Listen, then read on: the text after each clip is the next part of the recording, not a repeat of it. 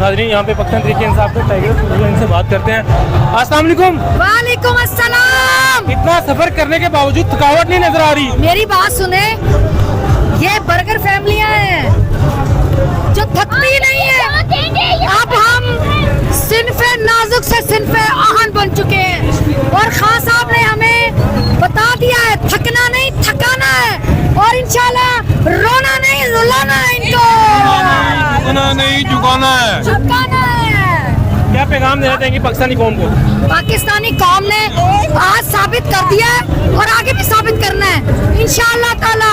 हम इनकी चोरों की पीडीएम की हुकूमत को इंशाअल्लाह ताला शिकस्त देंगे और इन चोरों को हराना है। पाकिस्तानी कौम को मजबूत होना, एक दफा नया पाकिस्तान बनाना है।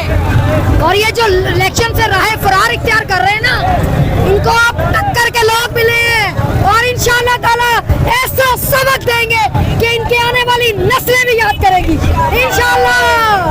आप क्या कहना चाहेंगी? खान के लिए जहाँ भी हाजिर है, पैसा चलना तो बहुत दूर की बात है। सर आप कोई पैगाम देना चाहें? आवाम को देख ले, आवाम का समंदर देख ले, पीडीएम मेरी देख बात ले। सुने, हम खान के लिए कुछ नहीं कर रहे। जो वो कुर्बानियाँ उसने जो कुर्बानियाँ हमारे लिए दी है ना, अब हम डट के खड़े हो गए और वो भी डट गया हुसैन के इनकार की तरह।